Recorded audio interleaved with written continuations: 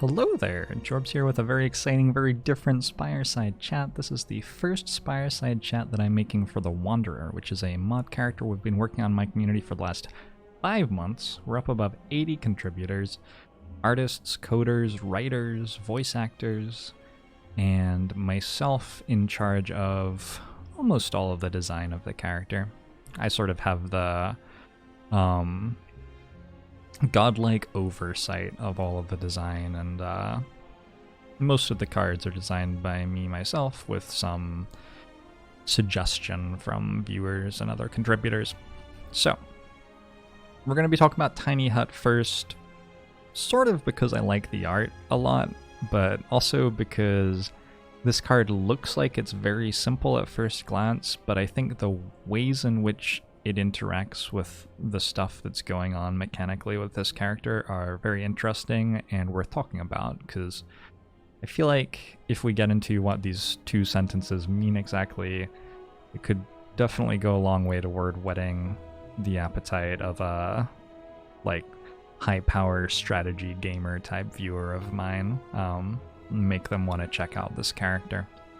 So before I get into talking about Tiny Hut, I want to just really quickly show you the character and show you basically what's going on. What is this place? We got some wonderful voice acting from Ray Chase there. Actually do not really want to fight the cultist, so I'm just gonna kill it real quick and we'll go to the next fight, and hopefully in that fight we'll be able to take a few more turns, because unfortunately this enemy will kill us if we take too long messing around. Let's take Wandering Mind, that'll be fun. Wandering Mind is one of the cards we don't have art for yet. Alright, so as the Wanderer, we are a wizard who is, well, wandering the Spire and has been for many years. A long time ago, he found this magical spell book, the Grimoire, which is in his hand at the moment, being orbited by a purple flame, which represents that it is currently turn 1 of this fight. And the Grimoire has been slowly sucking out his mind, ruining his memories, ruining his sanity, and he doesn't have a great time anymore, the Wanderer. But the Grimoire is replacing all those things with tremendous magical power, so he does, when he's capable of harnessing what's going on, pack a little bit of a punch, this character. We are, for the first 7 turns at least, generally going to be very interested in our memory mechanic, which is what this rainbow of icons around our character's head is. Our Starry Relic starts us off remembering Patience, which gains us a coil every time we play a card. We have 3 coil stacks right now, and then whenever we remember a new non-Patience memory, we'll deal 3 damage to all enemies and lose our 3 coil stacks. So I'm going to play Eye of the Storm right now. And what Eye of the Storm does is it gains us clarity of our current memory. Actually, I'll play Fresh Adventure first. So I'll play Fresh Adventure, deal 14 damage, remember Diligence. Cool. What happens here is we stop remembering Patience, our coil stacks explode, and now we're remembering Diligence. Whenever you remember Diligence, you draw 2 cards, and our passive from Diligence is at the end of the turn, we can retain 1 card. So let's do that. Jorbs going to attack us, no big deal.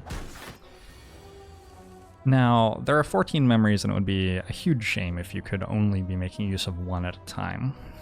But fortunately, it's not the case that you can only make use of 1 at a time. Eye of the Storm is an example of a card which gives clarity of a memory. So when I play this card, I gain clarity of Diligence, which means that I keep getting its passive effect, and then I'm going to remember a random memory that I don't have clarity of. So I remembered Sloth there. Sloth discards 3 cards at random when we draw it. Not all of the memories are all upside. And as a passive, we draw 1 fewer card every turn, and we gain 1 additional energy every turn. So while this memory is intentionally not a great memory, and cards which remember Sloth tend to be quite powerful as a balance to that, like you'll have a card which blocks for more block per energy than you'd usually be able to get because it remembers Sloth as a downside, for example. But even though this is a downside mostly, it does also have the upside of giving us 1 additional energy. So if we're playing, say, a run with Runic Pyramid, it might actually be quite beneficial to be able to grab Sloth when we're on 3 energy with the Runic Pyramid so that we can play more of the cards in our hand. I'm going to play Diligence so that I'm not remembering Sloth anymore. Now I'm going to play Eye of the Storm. We see one problem here. We cannot gain clarity of the same memory twice. So when I gain clarity of Diligence here, it just sort of doesn't do anything. And that's it's a very intentional mechanic with this character to avoid you playing decks.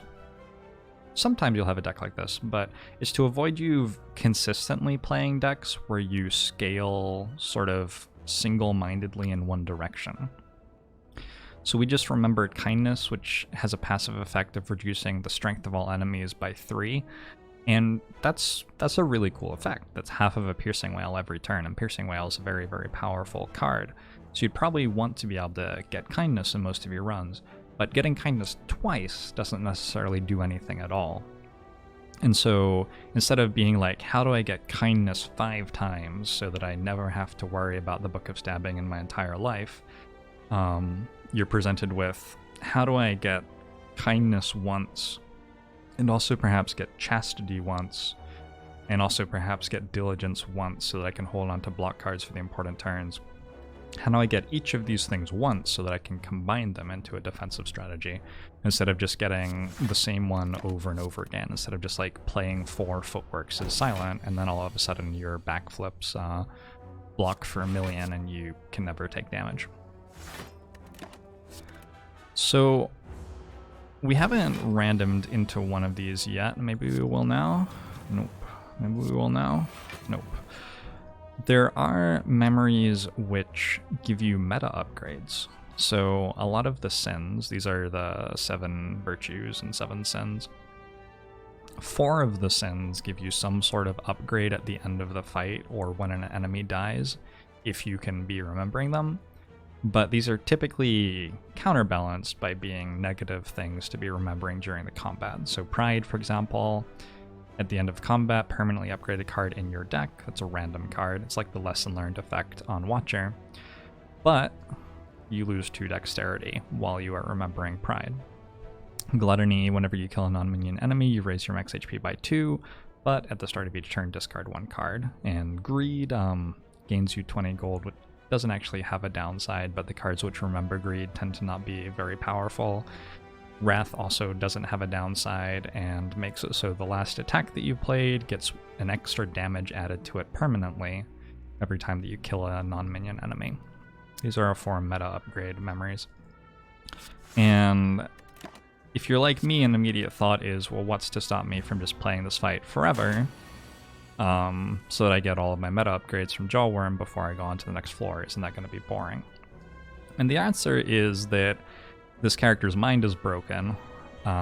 There's this very unstable relationship going on with his spellbook.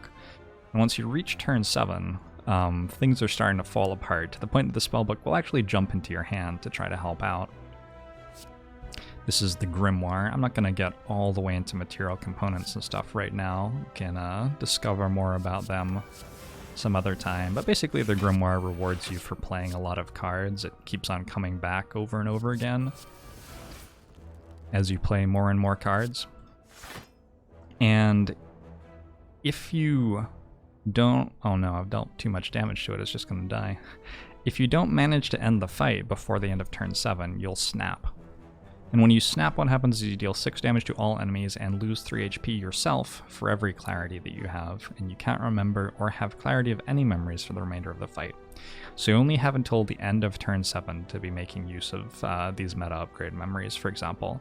You also heal HP per clarity at the end of the fight, so if you take longer than the end of turn 7, you're not going to be healing off your memories either. Now, that's not the end of the world. There are a lot of cards which actually want you to be snapped, or which snap artificially earlier than turn 7 for you for powerful effects.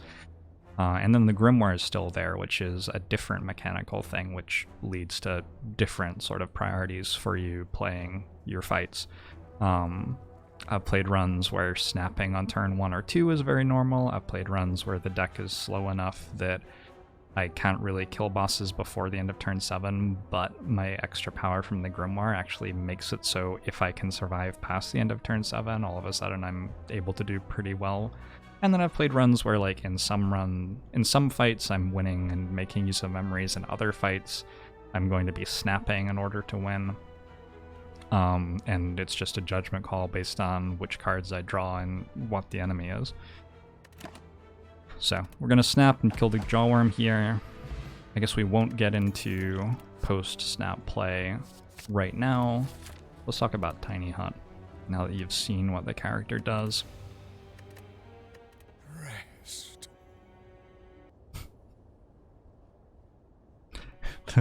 The voice acting is so incredibly good. Sort of blows me away every time that I hear it. So Tiny Hut. Tiny Hut is a 1 energy power, which remembers kindness and gains clarity of your current memory. Now, the way that's worded is maybe a little bit confusing, but it does exactly these two things in exactly that order. So the first thing it does is remembers kindness, and the second thing it does is gain clarity of your current memory, which at that point is probably kindness. The reason that it's worded in this way is refuse to forget, and potentially some other effects which don't exist at the moment. Makes it so you cannot forget your current memory until you have clarity of it. So if you play Tiny Hut after you've, say, had Lust and played Refuse to Forget, what will actually happen is you'll try to remember kindness, fail because you can't forget Lust, and then gain clarity of Lust instead. So the card's a little bit more complicated than it looks like just straight away. But that doesn't really touch too much on all of the ways that it interacts with the other mechanics of the character. So I made you a little spreadsheet slide presentation sort of thing, of course, because I'm me, and thought we could go through a few slides here. So the upsides of this card, we get -3 strength on all enemies out of this card from remembering kindness, right? That's really cool. We know that Piercing Wail is very good, and Piercing Wail goes -6 strength to enemies for 1 turn, but this gives -3 strength to enemies like for all the turns until we get past turn 7 and forget kindness. And so that's a pretty strong upside. That is a very reasonable argument for highly prioritizing picking the card, and this card does upgrade to be innate as well, so we can get it on turn 1 in a lot of fights, and against like birds or something like that, this could be incredibly powerful for sure. So that's definitely a pretty significant upside. Clarities buff each other, so the fact that we're getting a clarity can make other things that like having lots of clarities more powerful. A card like Magic Missiles or Temperance are both going to be examples of getting lots of clarities being good. Magic Missiles deals 3 damage every time that you... Well, 3 damage once, and then another 3 damage for every clarity that you have, so it's like a big multi-attack.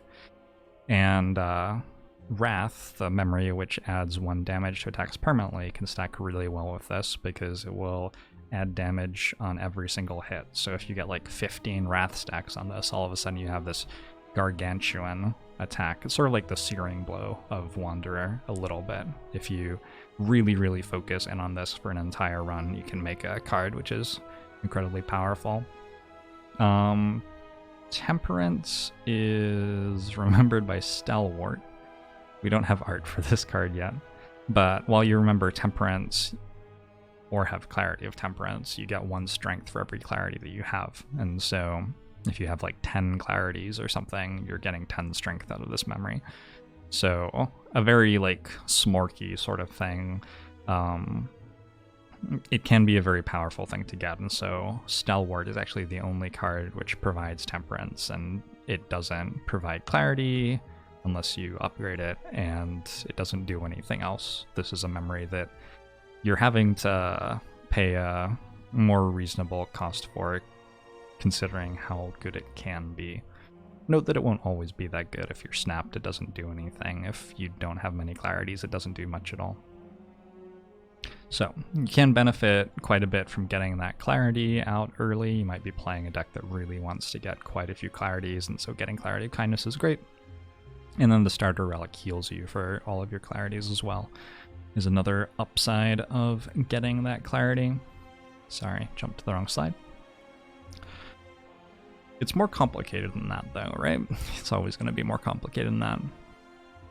So one thing to consider is that when we remember kindness with Tiny Hut, we forget the memory that we had been remembering. And Tiny Hut is a card that doesn't do a ton of other things. It's not like it deals 20 damage and blocks for 20 or something. It just remembers kindness for us. And it's going to be replacing the previous memory that we were remembering, which may have also been pretty strong.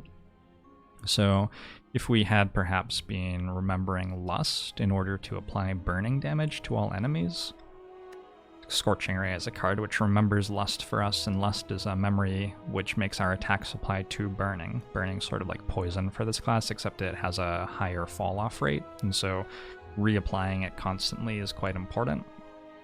If our Tiny Hut makes us forget Lust after we played Scorching Ray for 2 energy in order to remember it, that's a significant downside to the card. And so Tiny Hut isn't like a power that gives enemies -3 strength. It's a power that requires the attention of our memory mechanic in order to give enemies -3 strength, which means that our memory mechanic may not be able to do other things that we're trying to do with it because we're using this card. Of course, it might also be an upside that we're remembering a different memory. If we have a deck that remembers random memories quite a lot, we might accidentally end up in Sloth or Pride or Gluttony in situations where we really don't want to be in them, and so being able to remember new memory can be valuable. There's also some interesting stuff going on with Chastity specifically, where Chastity is excellent to remember, but not great to stay in for a really long time. When you remember Chastity, you gain 2 dexterity and apply 1 weak to all enemies. And then at the end of each turn, you lose 1 dexterity and gain 6 block.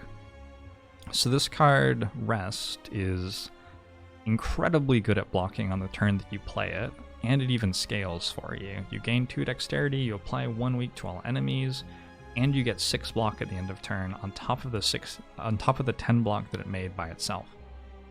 Tons and tons and tons of stuff. It's like an even better leg sweep maybe. But you have the downside that it ends your turn when you play it, and you have the downside that while you're remembering Chastity, you lose 1 dexterity every turn.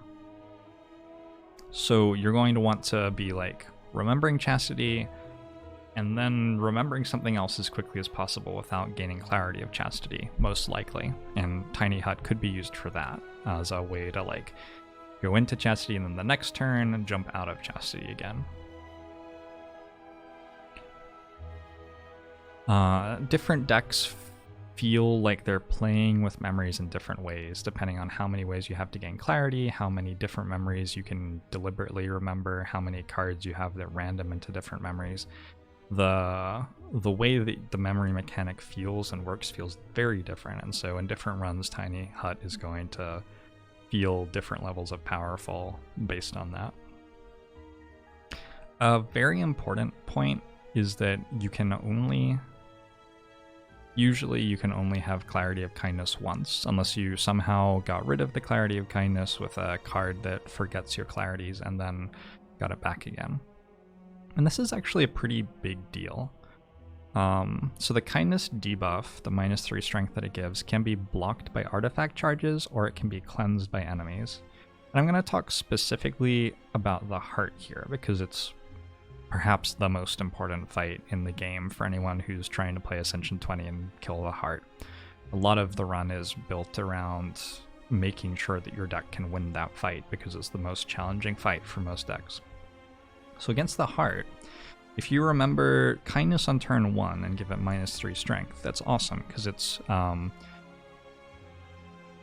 2 times 15 attack on turn 2 or 3 will instead be a 0 times 15 attack, so that's saving you tons and tons and tons of health, right? But the problem is that if you have Clarity of Kindness, you can't forget Kindness, and then on turn 4, the heart's going to cleanse its debuff and not have the -strength anymore. and you won't be able to remember kindness again to give it the minus strength again, because you still have clarity of kindness. So what you actually want to do in the heart fight is remember kindness on turn 1 or 2, and then forget kindness on turn 4 when it cleanses debuffs, and then remember kindness again on turn 5 after you've removed the heart's artifact stacks. This is like your dream. That's the ideal in order to use kindness as a resource to deal with the big multi-attacks that the heart is throwing at you. And Tiny Hut can't do that.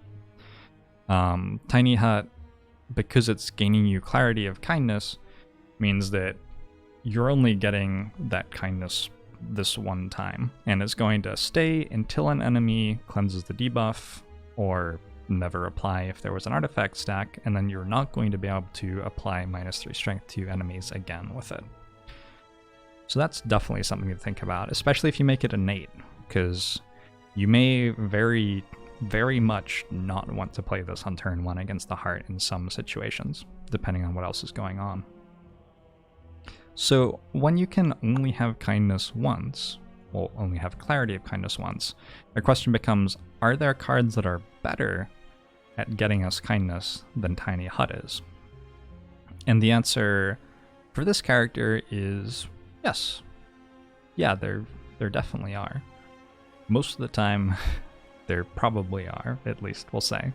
So one option is Hold Monster. This is a rare card. We remember kindness. An enemy loses 6 strength until the end of turn, and this exhausts. So this isn't a power, meaning it won't be buffing Awaken one. That's generally going to be a positive. It remembers kindness without gaining clarity of kindness, which is often going to be a positive, but also often going to be a negative. That's very much something that's going to depend on the exact situation and whether the enemy is going to cleanse the debuff that you're applying or not. But then this card also has this extra effect of making the enemy lose 6 extra strength until end of turn. And so this is a card where, like, when you're getting attacked by Awakened one for 10 times 4, this card blocks significantly more than Tiny Hut does. So this is a different way of remembering kindness, which will often be a more powerful thing to do, although not always. Another example is Arcane Form. Arcane Form is the big form card for this character. We gain clarity of Patience, Lust, Diligence, Kindness, and Chastity. So this gives us a huge amount of power. All of our cards which care about having lots of clarities just got way better. All of our cards in general just got way better because we have all of these extra effects that they're doing because of our clarities of memories.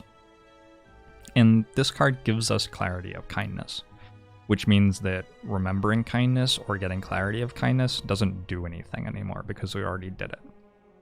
So Arcane Form sort of counterfeits Tiny Hut a little bit, where if you have a Tiny Hut and then pick an Arcane Form, all of a sudden, any fight that you've already played Arcane Form in, Tiny Hut is just a useless card. It's like a slimed, sort of. You have to play 1 energy to get it out of your deck, and otherwise it doesn't do anything.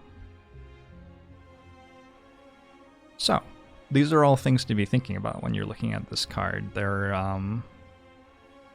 The effect on it is great, but the way that it interacts with the other things that your deck is doing may not be great. Or it might be really good, making it an even better card to take. And that's very deliberate. That's what I'm sort of aiming for with the memory mechanic, is for a lot of cards to change value a very large amount based on what else is going on in the run and which other memories you have and how easy it is for you to gain clarity of things and so on and so forth. And a general goal I have also is for this character to sometimes punish you for not having enough variety in what you're doing instead of rewarding you for doing the same thing over and over again. So that's another thing that's going on with Tiny Hut, where you don't have the ability to just grab 4 Tiny Huts and then you can block forever, because the first Tiny Hut is pretty good, but might not actually be that great if you have Arcane Form, and the second Tiny Hut that you'd pick up probably doesn't do anything at all. You generally wouldn't want a second Tiny Hut. So, yeah, that's that. Talked a lot about the memory mechanic of the character right now. There's more to the character than memories for sure. I would say that the Grimoire is almost as large of a mechanic, the Grimoire and the material components. And then there are some fun things going on with burning and with new debuffs that do things like banish enemies for a couple of turns and stuff like that. So there's all sorts of stuff going on, and it makes for a very fun character to play, in my opinion, and makes for a lot of very different runs. Thanks for tuning in. You can check this character out on the Steam Workshop starting February 14th. Or there's a link below the video to the homepage for the mod if you're interested in contributing and so on and so forth, or grabbing the most recent build that maybe hasn't been put on the workshop yet. You can check that out there, and I'll see you next time.